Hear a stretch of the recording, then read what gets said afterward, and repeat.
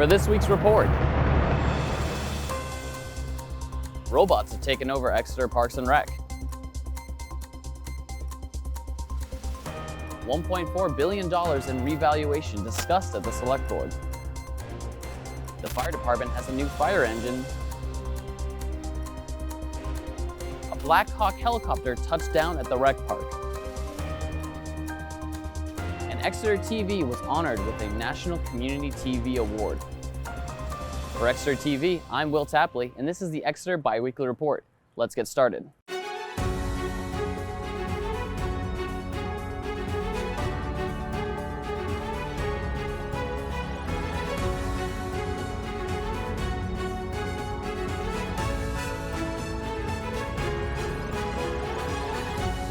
Thanks for tuning into the show today. If you're new to the channel, please subscribe and hit the bell to get notified about new content.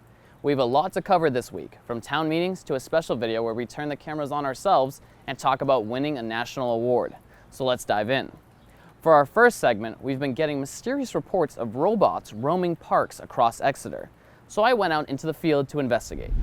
Circular robots have taken over the fields at Rec Park.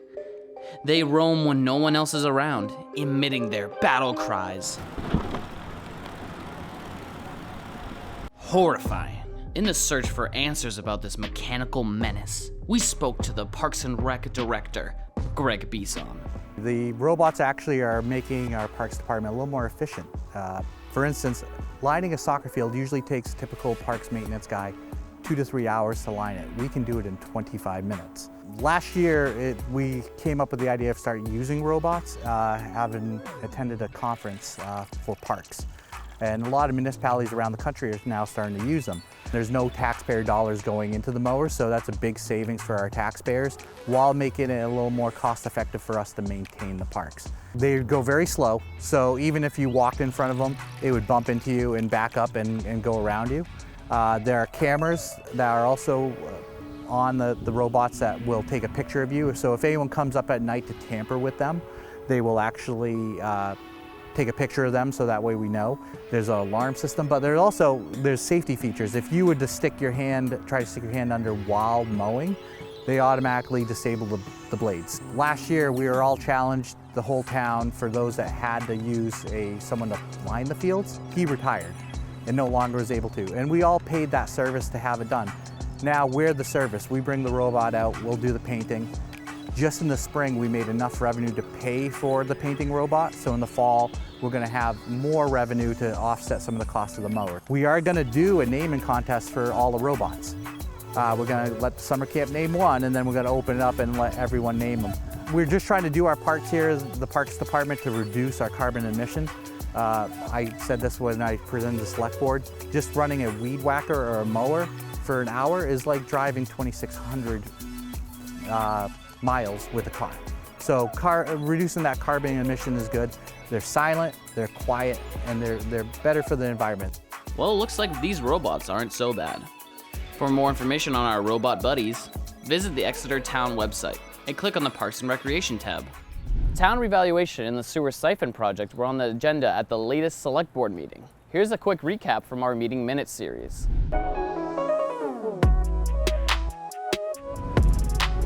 Welcome to your Meeting Minute for the Exeter Select Board's July 22nd meeting. Public Works Director Stephen Cronin gave a brief update on the siphons project.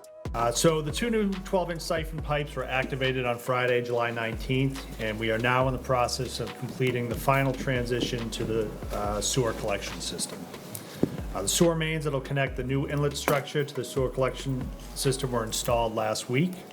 Over the course of this week, those new mains will be pressure tested and inspected, and the inverts and covers for the connecting manholes will be completed. Site cleanup and restoration activities have already begun and will continue over the next few weeks. We have a construction progress meeting tomorrow, at which we hope to learn the date for the decommissioning of the existing siphons. We're still on track for completion by mid-August. Municipal Revaluation Incorporated, or MRI, presented the preliminary revaluation report for the town. We reviewed all the sale properties that occurred between April 1st of 2022 and April 1st of 2024. As a result of those 565 sale reviews, new tables were set and values were established. And the town's total assessed value last year, taxable value was a little less than 2.3 billion. Now the taxable value is roughly $3.7 billion. So we saw a $1.4 billion increase in taxable assessed values. Overall property values went up roughly 61%. Residentials went up 59%, condominiums 62%, vacant land 70%, manufactured homes 149%, and commercial properties went up 37%. Occasionally, I'll see a comment from a constituent who's upset about valuation adjustments.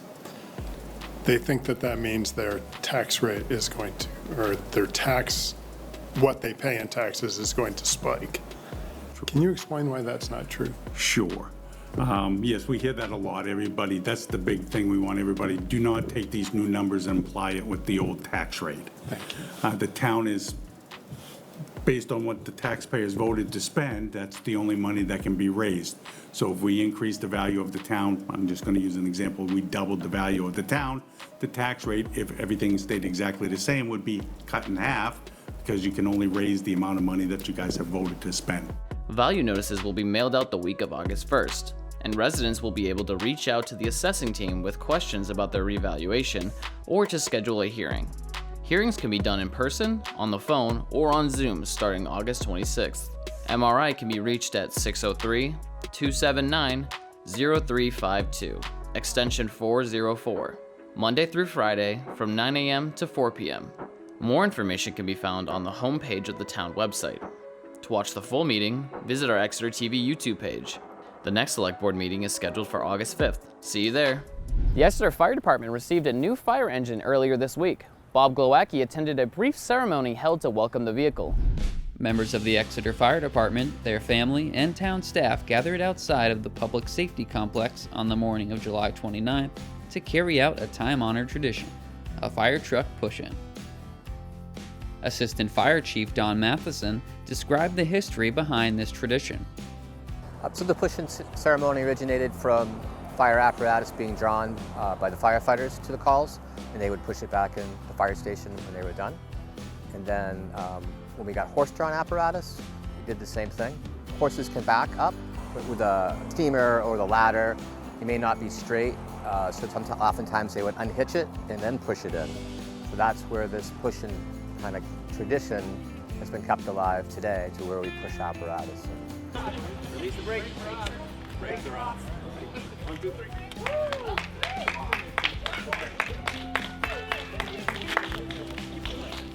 Speed.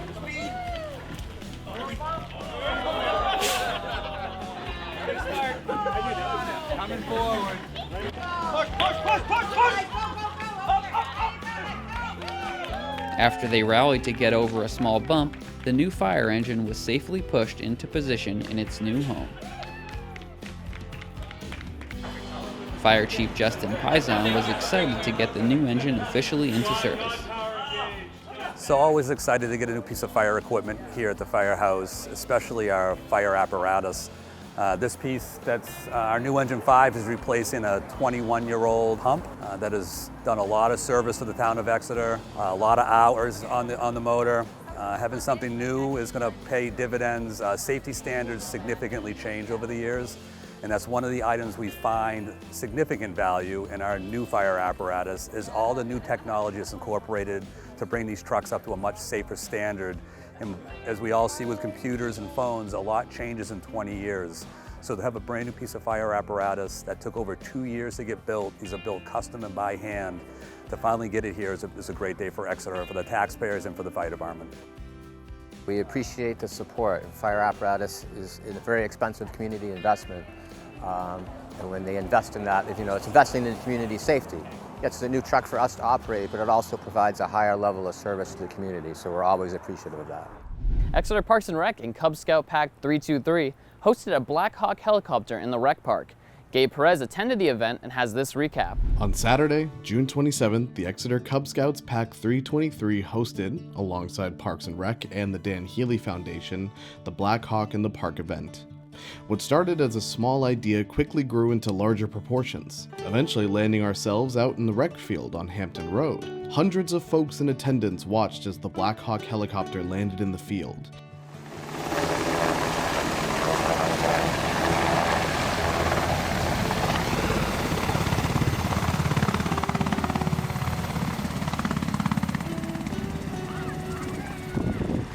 And after some time for preparation, the wave of folks happy to get close quickly rushed over. Lining up single file, folks were able to head inside, touch around, and get a look at what it feels like to be inside one of these incredible machines. We even got a closer look at the cockpit, seeing all the intricate knobs and levers that military pilots need to know like the back of their hand. Folks got to enjoy other activities while there, as well as keeping themselves and their kids entertained while they waited for their turn. Eventually, it was time to leave, and with one final wave, the Black Hawk took off into the sky once again.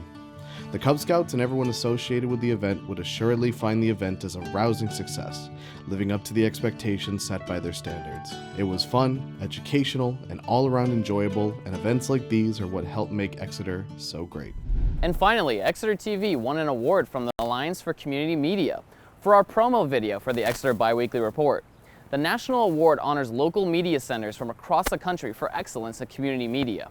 In our last segment for today, Gabe Perez takes a look at how Exeter TV got to where it is today. Hometown Media Award winner, the Exeter Biweekly Report 2023 Year in Review. Exeter TV, Bob Glowacki. Who are these three handsome guys, you know? That's Exeter TV, who just won a national award for their Exeter Biweekly Report. But before I get a little too ahead of myself, I want to start from the very beginning because a little bit of context is needed. So I'd like to introduce you to Andy Swanson. My name is Andy Swanson. I'm the IT coordinator of the town of Exeter, and I was handed the keys to EXTV in 2007. And it was set up by Comcast. Comcast had a whole program for that, and then it was taken over by the legendary Sam Bruno, who was like a sports broadcaster at the time, who needed to retire in 2007, which is when it was turned over to me. The first thing I noticed was that absolutely everything was obsolete. It was pretty primitive. I was like, we need people, and we also needed to get things into the digital era. We needed employees. So something like 6 different employees, all high school students, would for the most part film government meetings inside the little IT offices that were just this crammed little closet. And that's how things were for a long time. Until eventually a little unknown somebody by the name of Bob Glowacki, a little high school student, made his way onto the scene. And from there started a little butterfly effect that would eventually have long-standing consequences for the future of Exeter TV. Bob came from a family where the other brothers had worked here. So Bob came along and, you know, it's another Glowacki, got to hire him. My brother Kyle also worked here before me, and that's kind of how I started being aware of Exeter TV. Because back then, in the early 2000s, no one knew what Exeter TV was. Do I remember anything special about him at the time? No, I don't. Personally, I'm not a big fan of Bob.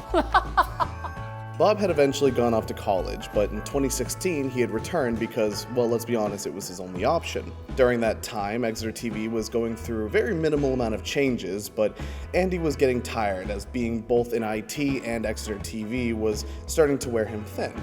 Now, the town master plan had been discussing communications as another major department for the town, and Andy, through trial and error, advocated for somebody to take that over, that somebody being Bob. Eventually, that was a rousing success, and Bob was promoted to communications coordinator, allowing him to take over for Exeter TV, leaving Andy to continue to do his IT business. Bob deserved it long before that, and now he's doing a great job. I would say that we didn't really have a firm like brand or like look or feel.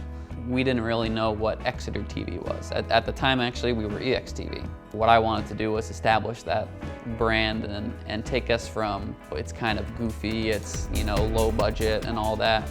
I wanted to make us look much more professional and look very presentable to the residents. So we went from EXTV to Exeter TV. We started attracting, video professionals to fill these roles. I was looking for a job because my previous job was not so great anymore. May 25th, 2018. Welcome to the Exeter Weekly Report started off as kind of just a little idea in the back of my head and through conversations with the staff at the time.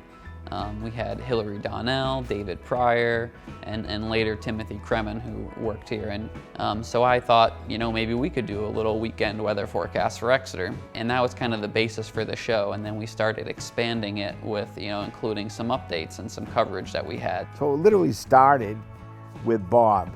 We're here at Swayze Parkway at the Exeter Farmers Market with Erin, the market manager. Hello, Erin. Hi. It's run by the nonprofit Seacoast Growers Association, and it's made up, all of these vendors are actually members of the association. Fast forward to 2020 and COVID, we kind of slowed down a little bit and made it, you know, a bi-weekly show. Giving us that extra time allowed us to dive deeper into the segments we were doing and make an even better product. So the third phase, I'll say, is the recent phase. I kind of took over hosting, and then from 2023 to today, we kind of upped our game with new cameras, you know, diving deeper into storytelling. And, you know, Gabe Perez and Will Tapley definitely helped out with improving the quality of those segments as well. I think the Biweekly Report is completely bomb. I think the Biweekly Report, it blows out of the water a lot of similar content that I see, and I think it's only getting better. We've only exceeded expectations of my expectations. I just think that it's one of the better things that we've done. And with this report, the Alliance for Community Media, a national competition, awarded the Biweekly Report the show's first award in the promo category. We hit it big time, baby! We were really pleased to see that we're, you know, among the best, and that was really good to see that. When I found out that they had won, I was like, wow, that's pretty special. This has kind of been my baby, this show. I mean, Exeter TV as a whole is kind of my little project. It's been a team project to work on, but seeing the Biweekly Report get awarded nationally and recognized was really, you know, rewarding to see. But, you know, the greatest payoff, I would say, is not the award, but we make the town approachable. And I think that is the most rewarding thing, is kind of becoming part of the community through this show. And through community, we continue to deliver what they want. Because let's be honest, that's the Exeter TV way. I think my goal is to further just keep building community through the show. You know, a sense of community in Exeter, meeting your neighbors, learning the history about the buildings that are, you know, downtown, and I think we have so much more room for improvement and so many more stories to tell. A huge thanks to all of you for tuning into the report for the past few years and joining us on this journey. We share credit for our award with all of you. That does it for this week's report. Be sure to like, share, and subscribe to help us spread the word. Head over to the town website and subscribe to the town email newsletter to get this show and other news sent straight to your inbox. We'll be back on August 16th for the next edition of the show. For Exeter TV, I'm Will Tapley, and this has been the Exeter Biweekly Report. Have a good weekend, Exeter.